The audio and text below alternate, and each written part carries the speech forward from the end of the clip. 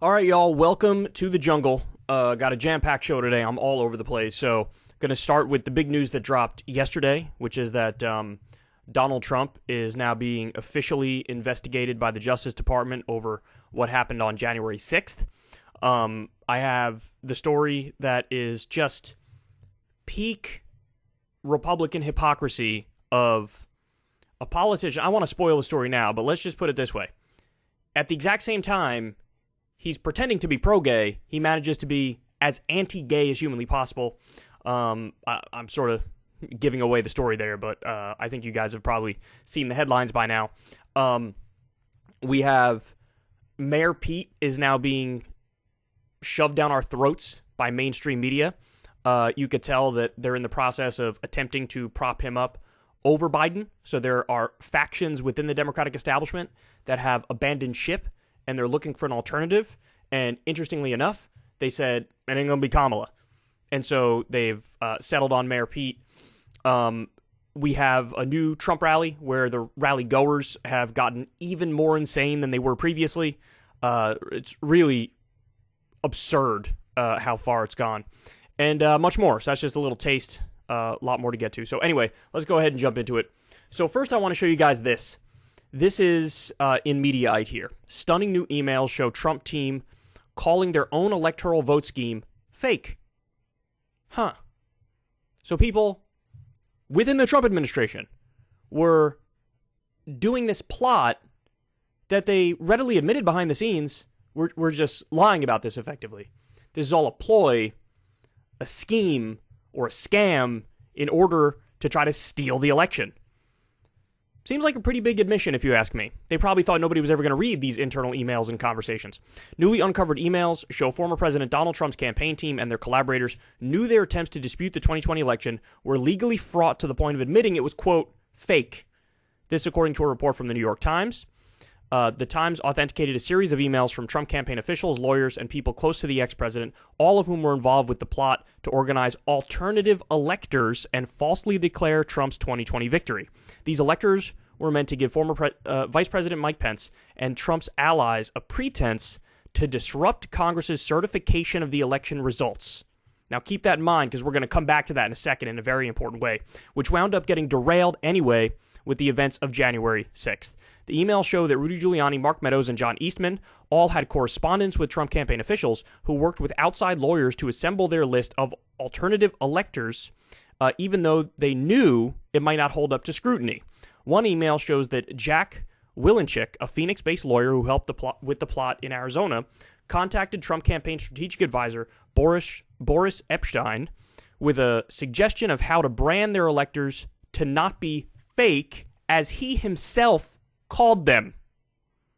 Wow. Quote, we would just be sending in fake electoral votes to Pence so that someone in Congress can make an objection when they start counting votes and start arguing that the fake votes should be counted, Wilenchik said. He later sent a follow-up email noting that alternative votes is probably a better term than fake votes.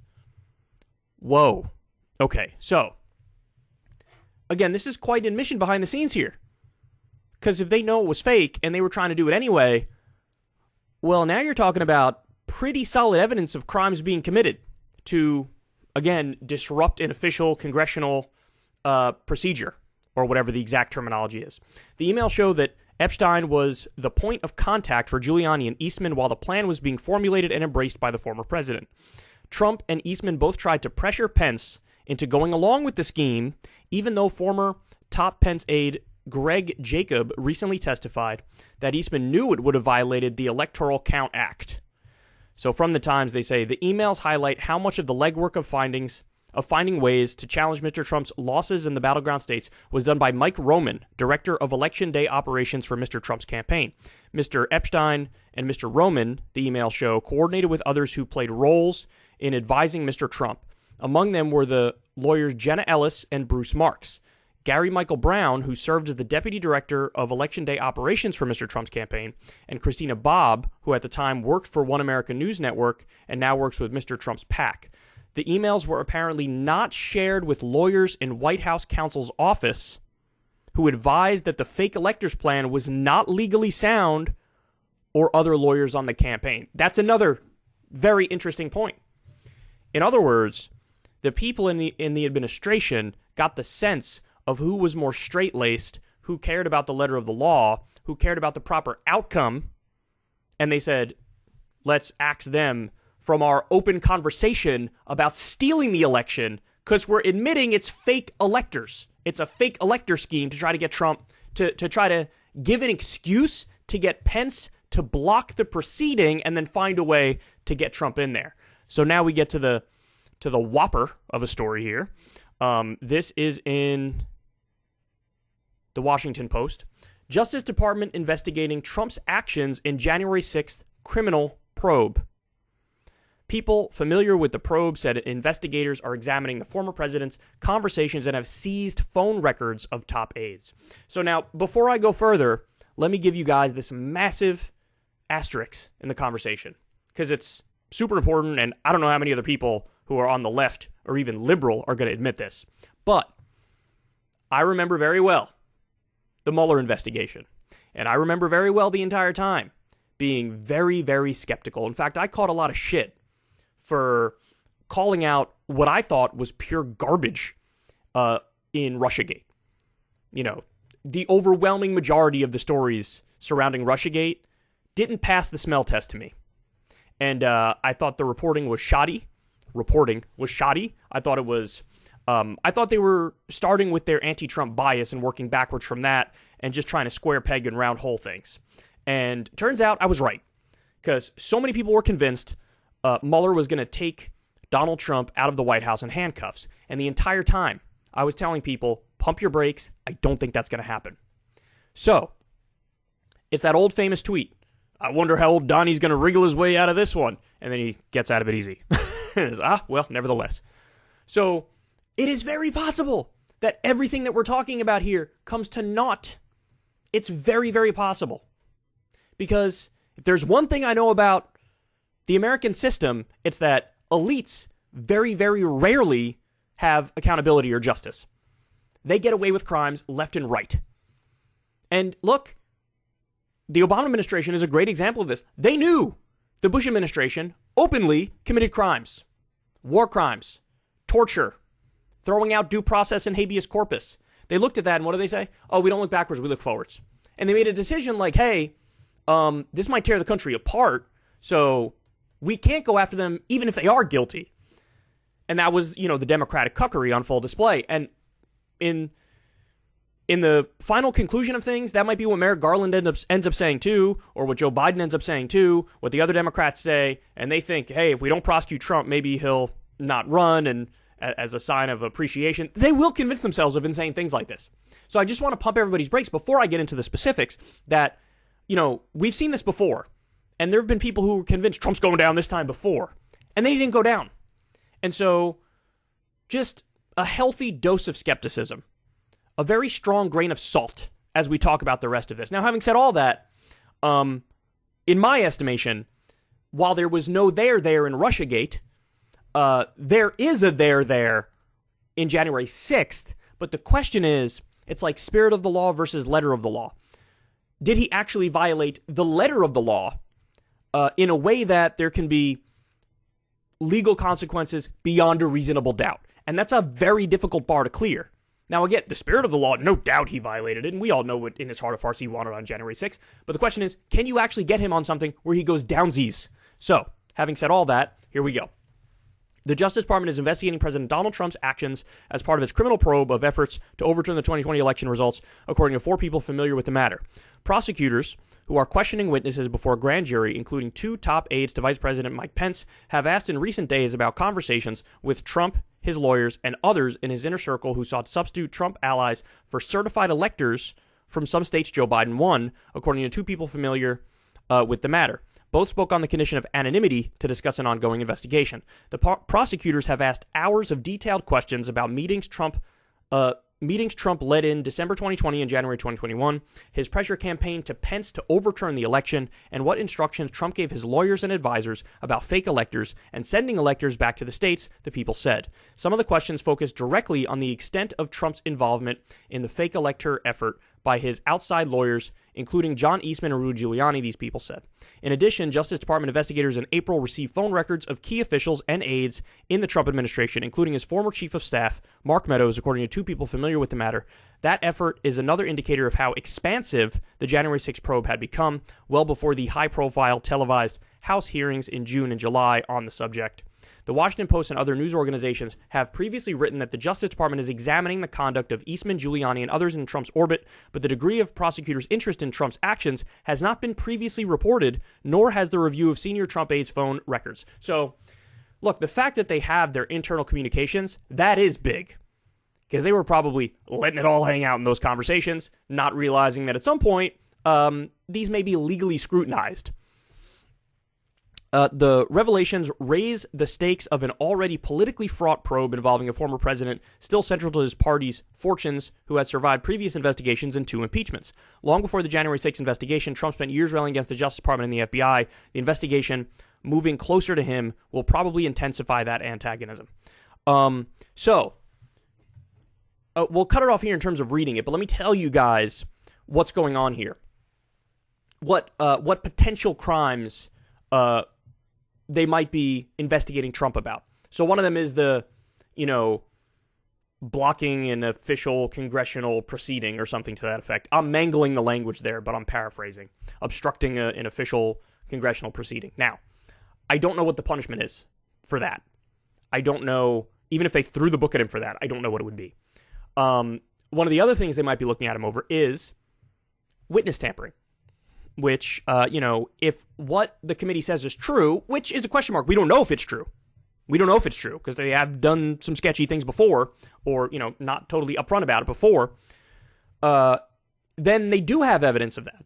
So they could be looking at witness tampering, obstructing an official proceeding, but then you get a larger question comes about as a result of this, which is, are you going to actually go after him over the real crime, which is, homeboy wanted to overthrow an election.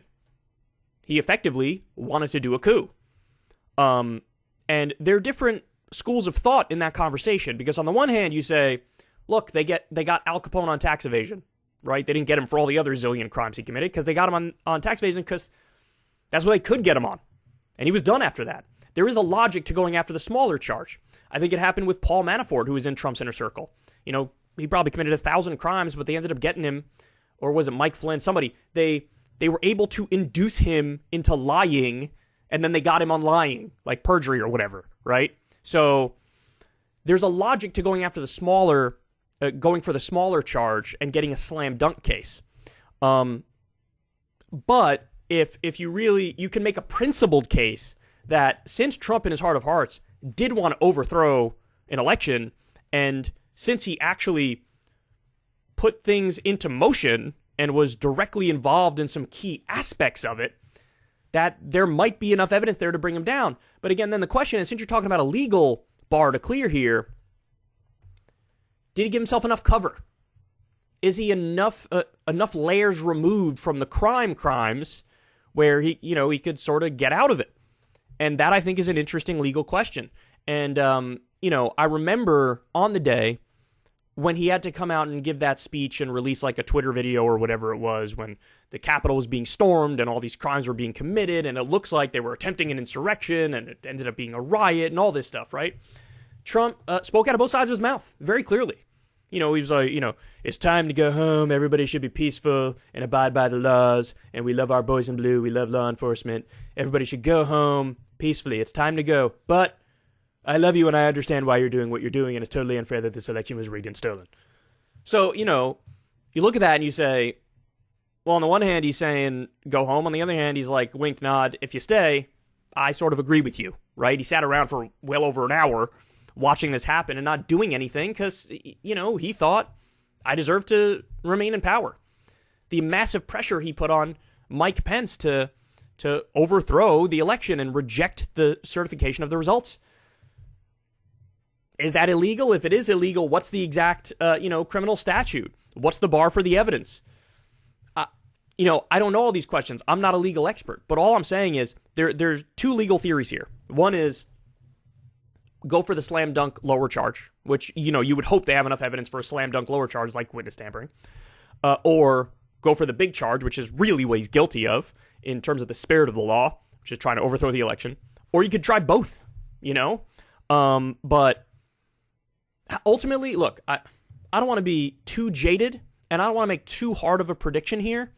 This is a very, tepid, probability type prediction. I think this will happen, but I'm only 52% sure of it, right? But I think the most likely scenario is that Merrick Garland, is investigating Trump, and then it'll kind of be remember that FBI investigation into Hillary Clinton, where, there were all these sort of indictments imminent, and then they just never came? Because, again, elites get away with almost everything in America. I think that's the most likely thing to happen, that at some point they just announce there's no charges, And I hope I'm wrong. I hope they charge him with something, and I hope he's guilty. But I don't know. I think the most likely scenario is they're investigating him, and then they're like, well, all right, no charges. We couldn't get him on anything specific. And then everybody's like, well, what the fuck? It's Mueller investigation all over again, and he gets the vindicated headlines or whatever. And then the other question is, well, what's the fallout? Let's say there is an indictment, and then let's say he gets found guilty of, let's just give it the lower charge, because I think the higher charge is really a pipe dream. Witness tampering or obstructing a proceeding. I think it's, 3 to 5 years or something like that in prison is the maximum punishment for something like witness tampering. Now, would he actually get that? Again, he's a former president. It's hard to imagine, he would go to prison, and it's hard to imagine the consequences of that. But there is one thing that should give people a little bit of hope to hold on to, which is it ain't just the Democratic establishment that's got their guns out for Trump. Behind the scenes, the entire Republican establishment is cheering on the January 6th hearings. And even the number 2 Republican in line, Ron DeSantis, is cheering on the January 6th hearings. So when the entire establishment turns against you, that, they're a force to be reckoned with, as we all know.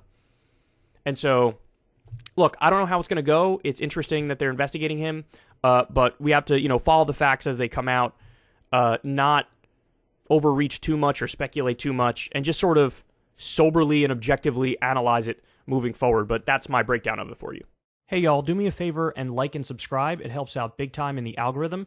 Click the bell as well for notifications when videos drop, and watch that video on screen right now. You want to.